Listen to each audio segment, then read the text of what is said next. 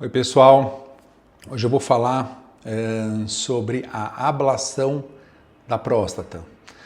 A gente já tem muitos vídeos aqui no canal, né, falando sobre ablação dos tumores de rim, ablação dos tumores de fígado, ablação dos nódulos da tireoide, e agora vou falar um pouquinho da ablação da próstata. É uma indicação bem interessante. Então, pois bem, primeiro vamos contextualizar. A ablação, nesse momento, não tem indicação para ser usada para o câncer, tá? Então a gente está falando o quê? Da hiperplasia prostática benigna, o homem que tem aquela próstata aumentada. Quais são os mecanismos que se tem para tratar a próstata aumentada quando ela está incomodando, quando ela está dando sintoma, está afetando a qualidade de vida do homem? Isso acontece principalmente depois dos 50 anos, ela começa a crescer, comprime a uretra e aí vai dando aquela dificuldade da micção. Alternativas cirúrgicas tradicionais, como por exemplo a raspagem ou até a prostatectomia, têm resultados muito bons do ponto de vista da micção, né, com um jato, melhora de um jato urinário importante, uma redução significativa da próstata. Por outro lado, trazem alguns inconvenientes. O principal deles é a perda de ejaculação, alguns casos de incontinência urinária, eventualmente impotência, além de serem procedimentos mais complexos, que exigem uma internação hospitalar, uma sondagem vesical às vezes prolongada depois do procedimento, dependendo do paciente, necessidade de UTI, porque são feitos com anestesia geral. Então, por isso, começou-se, né, os tratamentos minimamente invasivos ou microinvasivos para o tratamento da hiperplasia prostática benigna, o aumento da próstata. Então, nós temos basicamente aqui que eu vou comentar, são duas maneiras da gente tratar. Então, para vocês entenderem qual que é a ideia, se eu quero preservar a função da próstata, eu quero preservar a ejaculação, eu não posso remover o tecido. Então, o que se desenvolveu foram alternativas que a gente faça com que esse tecido diminua e mantendo, logicamente, a estrutura, sem ter que ser recortado dali, né, vamos dizer assim. Então, tem duas, hoje, que são as duas principais modalidades minimamente invasivas para o tratamento da hiperplasia. Uma delas é a ablação térmica e a outra é a embolização. A embolização, a gente já falou aqui algumas vezes, que consiste em ir com um microcatéter até a artéria, então, um procedimento endovascular. A gente vai com um microcatéter até a artéria que está nutrindo a próstata.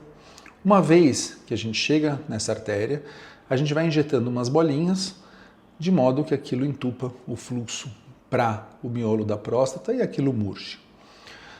Uma outra alternativa minimamente invasiva é a ablação térmica. O que é a ablação térmica? A ablação térmica consiste em, de alguma maneira, você aplicar calor sobre um tecido. E a gente sabe que as células do corpo humano, quando elas passam de 50 a 60 graus, elas entram em apoptose, elas morrem. Então, o que é a ablação?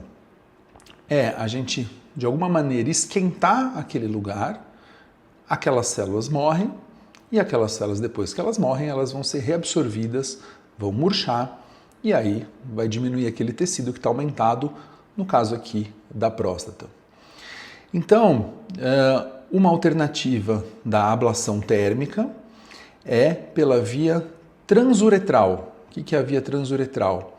Via transuretral, nome comercial chama Rezum, entra-se pela uretra e aí vai-se fazendo alguns furos pelo canal da uretra e aplicando um jato de vapor naquele tecido em volta da uretra, de maneira que esse jato de vapor esquente, atinge a temperatura que a gente comentou aqui antes e depois essas células morrem e aquilo murcha.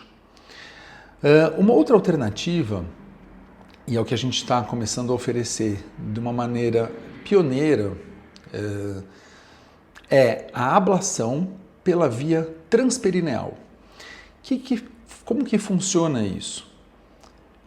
Hoje, as biópsias de próstata, elas são feitas na maior parte das vezes pela via transperineal.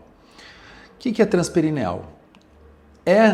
Todo mundo pergunta, onde que é o períneo, né? Aonde exatamente está indo essa agulha e qual exatamente a área que ela está queimando. Então a gente consegue um controle anatômico, a gente consegue enxergar exatamente o que está sendo feito durante o procedimento. Ele fica ali na frente do ânus e para baixo da bolsa escrotal, do escroto, né? Então a agulha entra por ali, é colocado um ultrassom no reto, mas a agulha entra por ali, de maneira que a gente consegue visualizar exatamente aonde que está a agulha dentro da próstata. Então, essa é a outra maneira, que é não fazer a ablação transuretral, mas sim fazer a ablação transperineal. E qual que seria, qual que é a potencial vantagem de fazer isso? Então, a gente sabe que o Rezum, ele acaba tendo um pós-operatório um pouco chato. O paciente precisa obrigatoriamente ficar com a sonda, ele tem muita disúria, tem muita dificuldade de urinar, ardor para urinar durante algumas semanas, às vezes até 1, 2 meses, até melhorar. Isso acontece muito provavelmente por quê? Porque a uretra ela é perfurada para se fazer essa ablação desse tecido prostático. Também, quando se faz pela via transuretral, ou seja, por dentro da uretra, e fura e faz aquele jato de vapor, a gente não consegue ver para onde exatamente está indo aquele jato de vapor. Se ele está indo muito perto, muito longe, muito próximo da parede da uretra ou não. Então, a ablação transperineal, qual que é a potencial vantagem disso? Porque a gente consegue olhar pelo ultrassom, vou colocar aqui algumas imagens, a gente consegue olhar pelo ultrassom, coisa que quando faz pela via transuretral não é possível. E aí, com isso, também não há uma perfuração da uretra.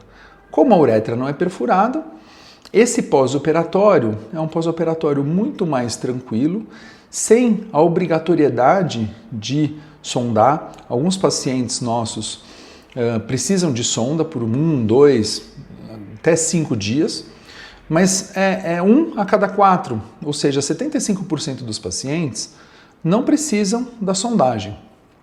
Então, o que acontece? Quando a gente faz essa ablação transperineal, também existe a possibilidade de usar o ultrassom com microbolha, que é um contraste que a gente consegue ver no ultrassom, e ter exata noção na hora o quanto que foi queimado e, eventualmente, se precisa queimar um pouquinho mais para baixo, um pouquinho mais para o lado, e assim vai. Então, é uma vantagem muito significativa. Nós publicamos recentemente, aí no nosso grupo, um trabalho científico. Ele foi aceito pela principal revista de radiologia intervencionista do mundo, que é a CEVIR. Eu vou colocar o link do artigo aqui, e que exatamente passou, essa técnica, ela passou ali pelo crivo dos editores, pelos principais profissionais mundiais disso, e que reconheceram que isso é um tratamento que pode vir a ajudar os pacientes de uma maneira menos invasiva e ser uma ótima alternativa ao Rezum, que é a ablação transuretral, no sentido de ter menos efeitos colaterais e a gente conseguir um efeito a longo prazo melhor. Eu vou fazer outros vídeos, mas isso é uma novidade, isso é um pioneirismo que a gente está implementando aqui no CERTA, que a gente está fazendo já há 6 meses, e eu queria compartilhar isso com você, que às vezes está com a próstata aumentada e está procurando por um tratamento que preserve a ejaculação, que seja feito num hospital dia, ou seja, vai de alta no mesmo dia, e que tenha baixa necessidade de ficar com uma sonda ou de ter lesão na uretra.